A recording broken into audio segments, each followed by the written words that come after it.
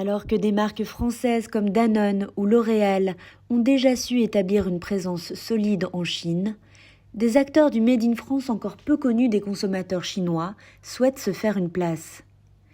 Certains ont choisi la 5e exposition internationale des produits de consommation pour annoncer leurs ambitions. Tout simplement parce que déjà il y a notre distributeur qui nous l'a fortement conseillé, parce qu'il nous a dit ça va être votre tremplin. Il faut faire ce salon absolument. Et aujourd'hui, au vu des marques qui sont présentes, on comprend l'importance du salon. On comprend que c'est vraiment le salon pour se faire connaître. Et c'est aussi le salon, comme vous l'avez dit, pour envoyer des messages. C'est aussi là où on peut s'adresser directement aux consommateurs, à travers des influenceurs, mais aussi des clients potentiels qui viennent nous voir.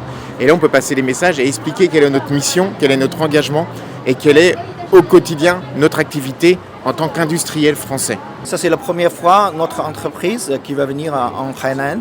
Parce que on a tout le monde, ils sont gentils, parce que c'est même le gouvernement qui nous propose une meilleure condition pour installer, par exemple, sur le e-commerce.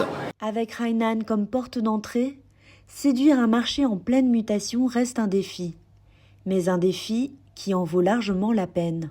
C'est vraiment aussi un terrain où on peut expertiser nos produits, parce que le consommateur chinois ne le connaît pas forcément bien, donc on va apprendre à le connaître, pour pouvoir avoir la meilleure offre, le meilleur produit et bien sûr pouvoir fidéliser dans le temps. Donc, et lorsqu'on sera sûr de ce produit, on pourra le développer sur l'ensemble du territoire. Et ça, c'est vraiment une opportunité pour nous. En tant que nouvelle marque sur le marché chinois, on devrait voir de grandes opportunités dans la croissance de la demande pour des produits de santé et bien-être.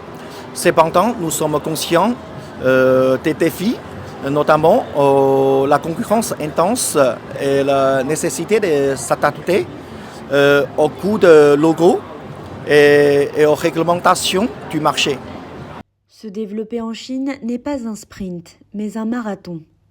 Un terrain où le Made in France mise sur l'endurance pour bâtir des fidélités qui dureront demain. L'économie chinoise, c'est quand même un modèle de réussite, d'accord ? C'est un modèle de réussite, on a appris beaucoup. Bien sûr, vous êtes aussi inspiré de l'Europe.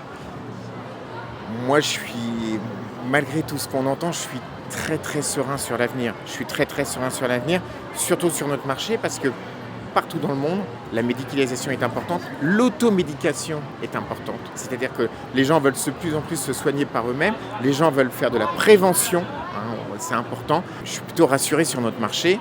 Et oui, 1 milliard de personnes, je pense que le marché est colossal.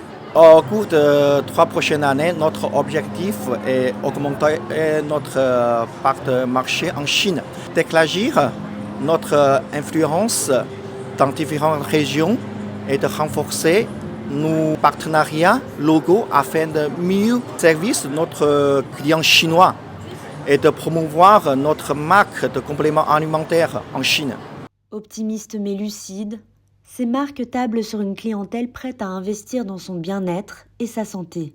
Dans un marché aussi exigeant que compétitif, le Made in France conserve une image d'excellence, à condition de prouver sa valeur, jour après jour.